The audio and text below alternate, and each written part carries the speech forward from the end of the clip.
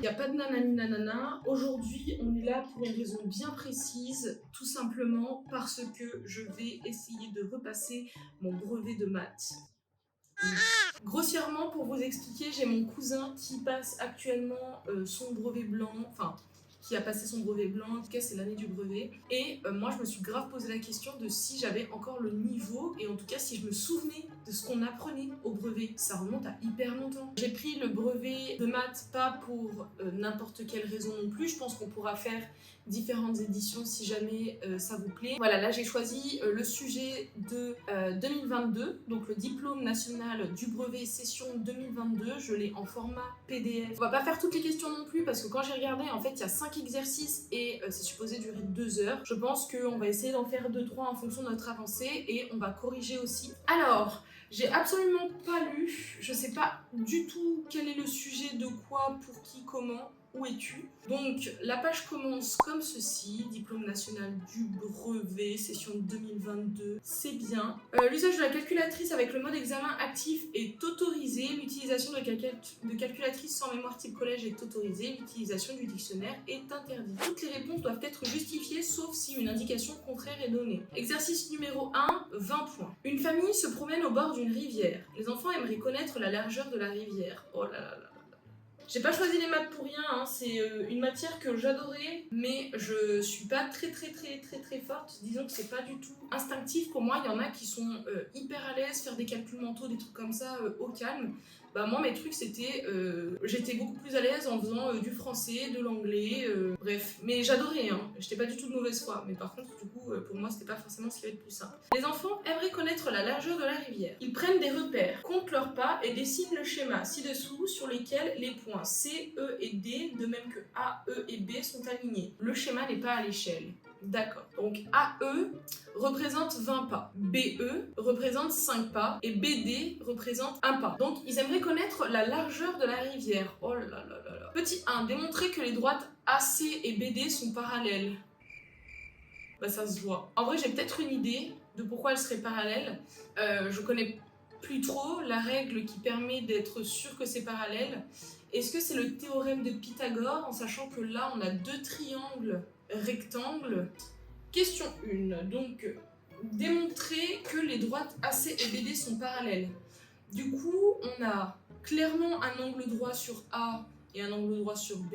Donc il faudrait dire, en vrai, alors, on va faire vraiment à l'aide de mes connaissances actuelles. Peut-être que je n'aurais pas eu mon brevet si je l'avais passé cette année. Bon, si, parce que j'aurais étudié toute l'année et depuis quelques années quand même. Donc, bref, on va essayer. Donc,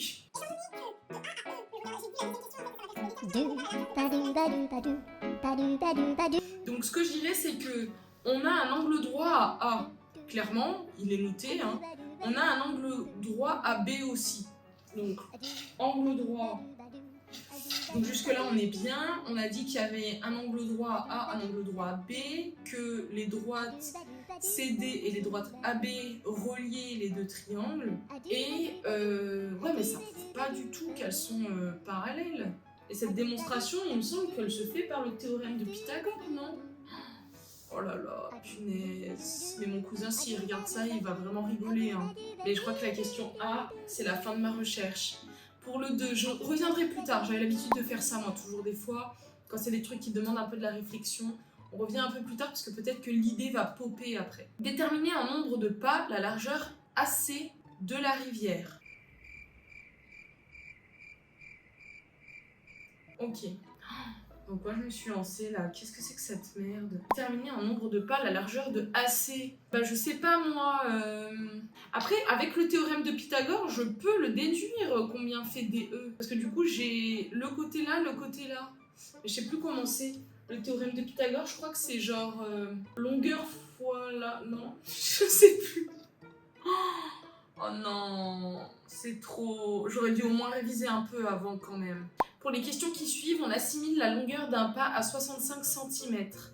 Montrez que la longueur CE vaut 13,3 mètres en arrondissant au décimètre près. L'un des enfants lâche un bâton dans la rivière au niveau du point E avec le courant. Le bâton se déplace en ligne droite en 5 secondes jusqu'au point C. Calculez la vitesse du bâton en mètres par seconde. Est-il vrai que le bâton se déplace à une vitesse moyenne inférieure à 10 km/h? Je sais pas parce qu'il faut que je fasse la A.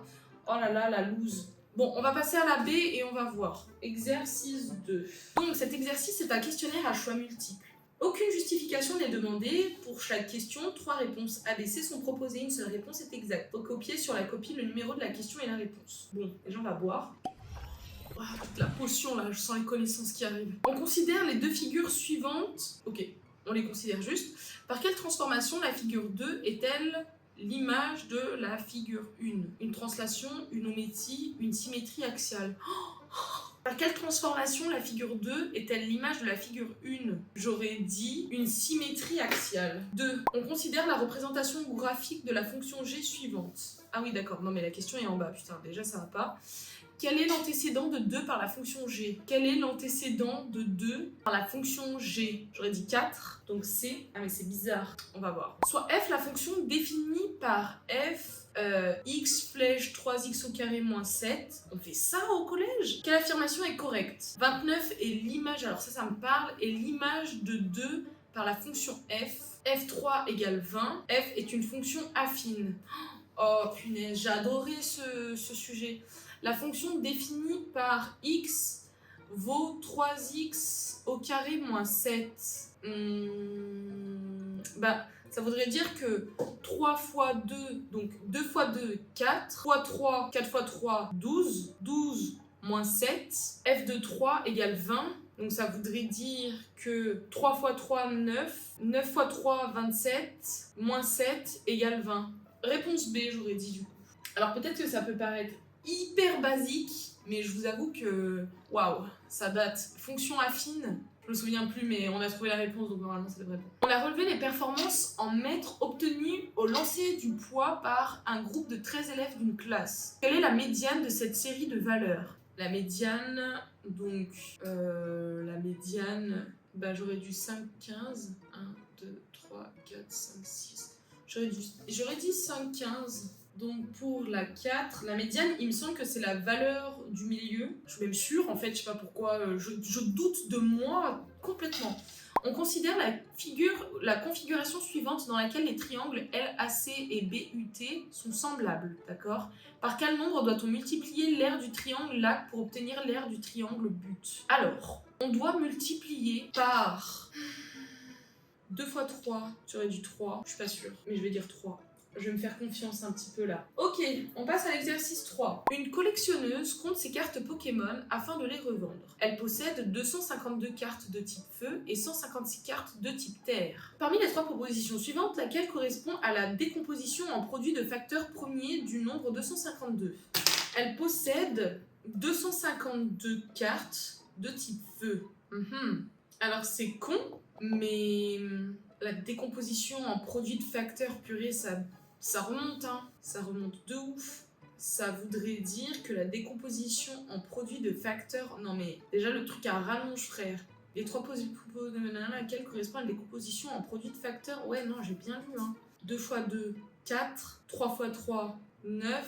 3 fois 4... 4 fois 9. 4 fois 9, 36. 36 fois 7, 36 fois 7. Si on fait le calcul simplement, 36 fois 7. Ok, donc j'ai l'impression que c'est le 2. Donner la décomposition en produit de facteurs premier du nombre 159. 1 fois... Alors attends. 1 fois 5? Non, c'est 1 fois 5. Le premier, ça va donner un 5. Attendez, mais on a le droit à la calculatrice en vrai, donc... Hop, 56, je crois qu'on l'a dans la table. Ça fait 7. Donc, on pourrait avoir 7... dans ce bins, x 8, 64, 64 x 2, 128. Ça va pas. Oh, mais c'est dur ce truc là, on apprend vraiment ça au brevet? J'ai eu en plus mon brevet, attendez. Bon, ça on le met en stand-by.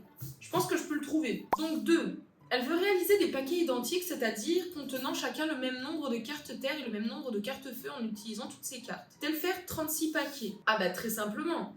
252 plus 156, ça fait 408, divisé par 36, ça fait 1133, donc non. De A, non. Non, elle peut pas du tout, c'est impossible. On a dit de 252 plus 156, ça faisait 408. Combien Quel est le nombre maximum de paquets qu'elle peut réaliser? Alors, il me semble qu'il y a un moyen de savoir quel est le maximum plutôt que de faire 408 divisé par 1, 408 divisé par 2, 408 divisé par 3. Enfin, tu vas pas diviser par 1, mais vous avez compris.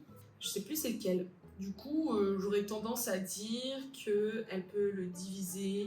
Elle peut le diviser par 29. 408 divisé par 29. Ah non, même pas. 408 divisé par 4. Elle peut réaliser au maximum 4 paquets. Alors, elle choisit une carte au hasard parmi toutes ces cartes. On suppose les cartes indiscernables au toucher. Calculez la probabilité que ce soit une carte de type terre. Donc, c'est très simple.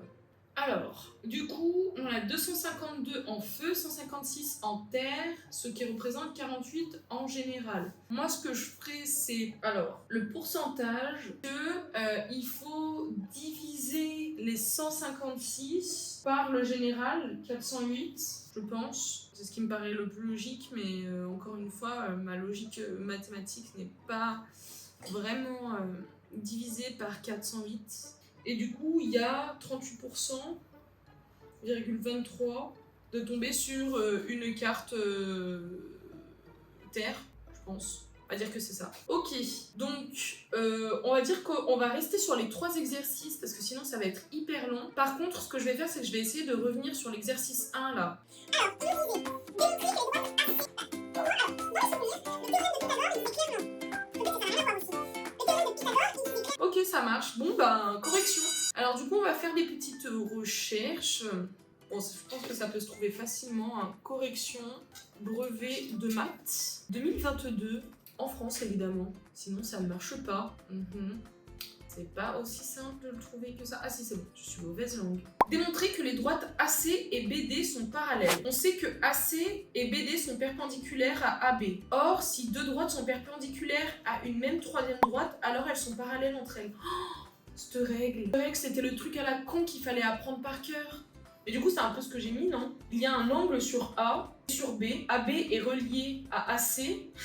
Il y a un angle donc de AB et AB. J'ai écrit AB et AB 2 fois. Il y a un angle de BD à AC, donc elles sont parallèles. C'est pas très clair, mais c'est exactement ce que je voulais dire, donc je pense que j'ai juste. 2. Donc la question c'était déterminer en nombre de pas la largeur AC de la rivière. Ça, j'étais complètement perdue. Dans les triangles AEC et EBD, donc AEC et EBD, E appartient à CD, E appartient aussi à BD, AC est parallèle à BD.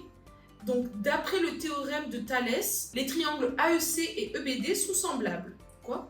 Donc, EA et EB égale AC. Ah oui, donc on a démontré qu'ils étaient semblables. Et BD et EC. Attends, je comprends rien à ces explications. À lui, là, il est en train de me retourner le cerveau. Ah, ça c'est bien ça. Ça c'est bien. D'après le théorème de Thalès, on a EB divisé par EA. Quoi? Mais pourquoi?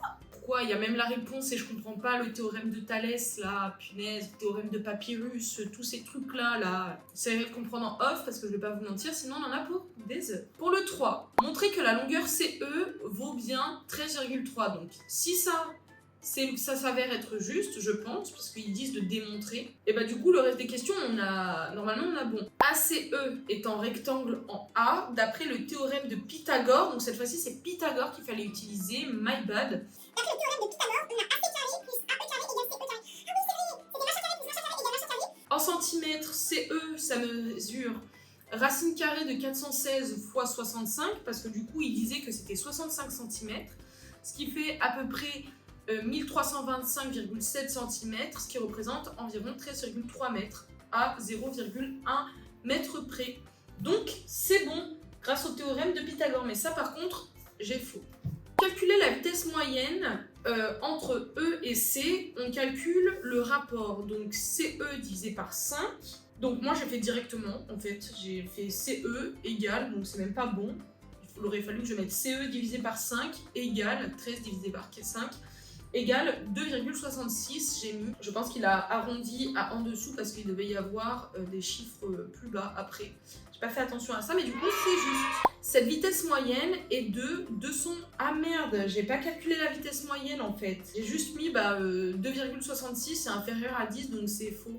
Donc cette vitesse moyenne est de 9,65 fois 3600 divisé par 1000. Ah, punaise, la nulle. Donc ça, c'est faux, zut. Exercice 2. Du coup, on avait pour le A, pour le A, enfin pour le 1, réponse A, d'accord, donc c'est faux. Réponse 2, c'est le B, ok, donc j'ai faux. Super. Réponse 3, c'est le B. Donc ça, j'ai mis B, donc j'ai juste. Réponse 4, c'est le B. J'ai mis réponse C, donc c'est faux. Hop. Réponse 5, c'est le C. Et moi, j'ai mis réponse A. Donc c'est faux. Super. Donc sur un brevet au QCM, j'aurais eu une réponse juste. C'est bien. Ensuite, exercice 3, le dernier. On a les cartes, machin.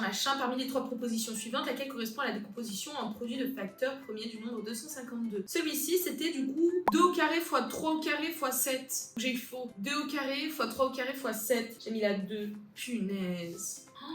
C'est trop, j'ai honte. La B, bah j'avais pas trouvé. Ah, j'ai oublié de la faire, punaise. Donc ensuite, 2, elle veut réaliser des paquets identiques, machin. Peut-elle faire des paquets de 36? J'ai mis juste non. La réponse est non, elle ne peut pas faire de paquets de 36 car les cartes sont en nombre 156 et 36 ne se divisent pas. Donc oui, c'est le calcul que j'avais fait, ça marchait pas. Donc on est bon, j'essaie de me rassurer un peu. B, quel est le nombre maximum de paquets qu'elle peut réaliser? Donc le calcul, c'est, elle peut faire 12 paquets, chacun de 21 cartes feu et 13 cartes terre. En effet, parce que du coup, ça se divise par 12. J'ai mis combien moi? 4. J'ai même pas réussi à faire ça, c'est une blague. Dans chaque paquet, elle peut faire donc 252 égale 12 fois 21, 156 égale 12 fois 13. Donc dans chaque paquet qui contient 21 cartes feu et 13 cartes terre. Donc moi j'ai mis juste le truc général, c'est-à-dire 102 cartes. Et c'est même pas bon. Ok, j'aurais pas eu mon brevet, hein. Enfin pas en tout cas celui de maths. 3. La question c'était, elle choisit une carte au hasard. Parmi toutes ces cartes, c'était la probabilité. Donc la probabilité, le tirage étant équiprobable, si on notait l'événement tirer une carte terre, ah punaise, je me souviens de ça, la probabilité de T du coup, c'est l'événement. Donc on a 156 sur 252 plus 156 égale 13 sur 34, donc ce qui représente à peu près 38,2%. Donc moi mon calcul c'était simplement 156 sur 408 et après on déplace la virgule, c'est bon, donc ça c'est juste, oui. Super. Alors, l'état des lieux, c'est que j'aurais peut-être pas eu mon bac, mon brevet, punaise, c'est mon brevet. J'aurais pas eu mon brevet, tout simplement parce que j'ai pas assez révisé cette année. La chose que je peux retenir, c'est que je me souviens comment on fait les pourcentages. Ça, j'ai envie de te dire, Dieu merci. Et voilà, c'est tout. Donc c'est bien. Un grand courage à toutes les personnes qui passent leur brevet cette année, hein. Plein de force, plein de dons positives. En tout cas, si la vidéo vous a plu, bah, comme d'habitude, vous savez ce qu'il vous reste à faire. Moi, en attendant, je vais aller réviser, je vais aller faire un état des lieux aussi avec monsieur pour lui montrer un petit peu ce que j'ai appris et puis lui montrer aussi ce que j'ai pas appris. Donc, simplement les choses que je ne connais plus. Donc voilà, écoutez, je vous embrasse. Si jamais vous avez envie de retrouver le sujet en question et aller jeter un petit coup d'œil, je vous mets la correction et je vous mets aussi le sujet directement, tout dans la barre d'infos comme ça. Vous avez accès à tout, il n'est jamais trop tard pour continuer d'apprendre et quand on oublie, bah forcément c'est bien des fois de se remémorer certaines choses. Bref, c'est terminé, je vais aller faire un petit point là-dessus, je vous embrasse et je vous dis à bientôt dans une prochaine vidéo. Ciao ciao.